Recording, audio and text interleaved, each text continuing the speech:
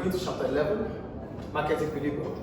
So when we talk about market equilibrium, we have a market itself where buyers and sellers have contact. That is what the market is. So at any point in time, there's always going to be a price producers are willing to sell and the price consumers are willing to buy. So that price of agreement between both buyers and sellers is called the equilibrium price. To get the equilibrium price here. So I wrote, in the market, both buyers and sellers agree to exchange on a particular price. This price is called the equilibrium price. It is also called the market clearing price. The market clearing price. Why do we call it the market clearing price? We call it the market clearing price because it is assumed that in that market, as soon as the price is set, whatever goods are being bought into the market or supplied into the market will all be sold because it's the price both consumers and producers are willing to buy and sell. So it is assumed that all goods produced in that market or supplied into that market will be sold. That's about market clearing price. So then we have, so based on this graph here, we have the equilibrium price. The equilibrium price here, which is the price of agreement between demand and supply. Then there's equilibrium quantity, which is the quantity of agreement between demand and supply. So that is the market clearing price we're talking about. This price is the price that consumers will be paying and producers will be selling. So there's what we call excess demand and excess supply. So when it comes to excess demand and excess supply, it simply means something has changed in the market. So excess supply, for excess demand, demand exceeding supply.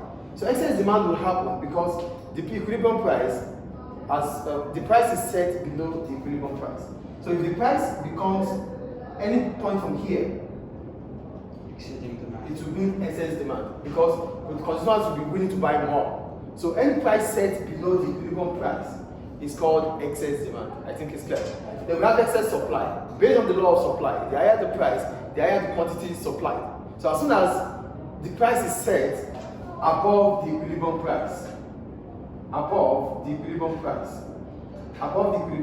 to bring about excess supply.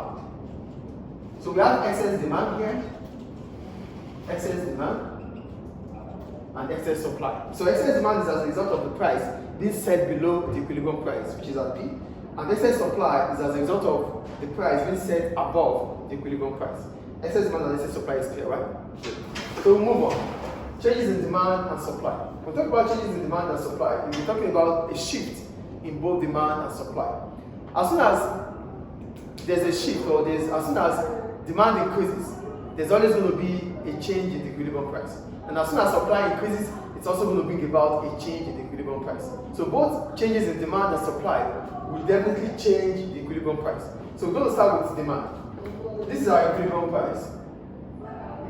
This is our equilibrium price at P1, Q1. This is the equilibrium price. This is the price of agreement. But what happens here? The quantity demanded has increased from D1 to D2. As soon as the quantity demanded increases from D1 to D2, producers will react towards that increase in the quantity demanded. As a result of that, they increase the price. The price does what? They increase the price from P1 to P2. As soon as the quantity demanded increases, here, there's going to be a new equilibrium price.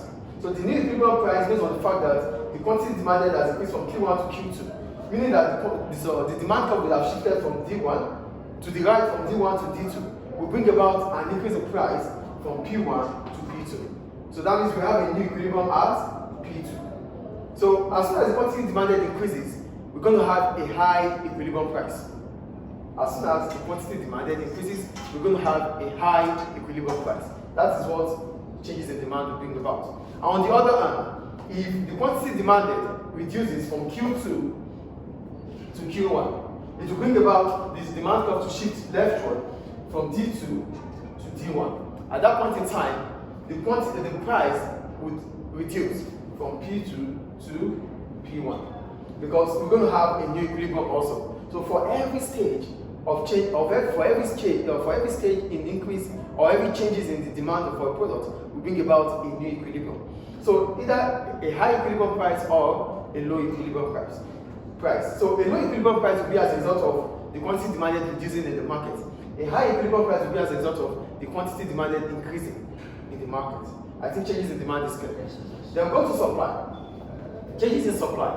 There's always going to be the equilibrium price, which is the price of agreement here between demand and supply, from P2 to P1. So as soon as this is the price of agreement, right? P2 Q2 is the price of my unit for supply. Yes. As soon as the quantity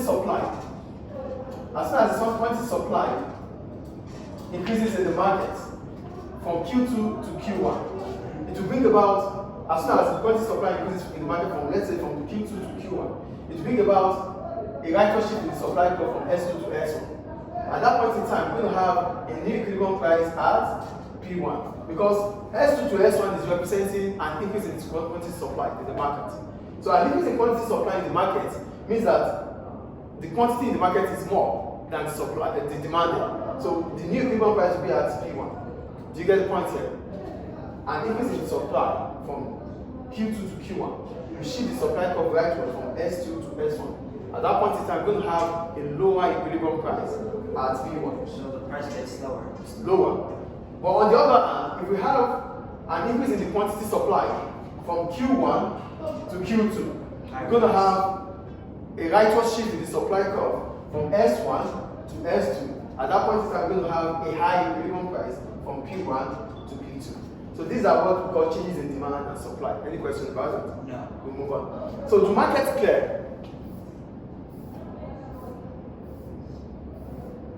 So to market clear, we said equilibrium price is the price where the market is clear. But in reality, does the market clear? Get it to know. It will be considered that the equilibrium price is the current market price or the price which the market moves. So the equilibrium price is the price you are selling right now or the price we are about to sell. That's the equilibrium price. Or the price which both producers and consumers will accept to sell and buy. But in reality, this is not equilibrium price.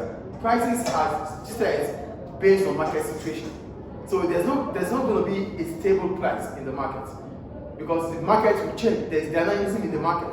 As a result of that, the demand for and the supply for will determine the price of a product. So it means at every stage there's going to be a stage in the market life that there will be excess demand or excess supply. It's going to happen. So this means there's always going to be a stage for disequilibrium. There's always going to be what? A stage for disequilibrium. So as this situation comes in, the demand for and the supply of will determine the price of the product. So look at what I wrote here. Because there's going to be disequilibrium, therefore it is the market forces of demand and supply that determines the price. Producers, when faced with excess supply, they lower the price. So when producers are faced with excess supply here, they do what? They lower the price.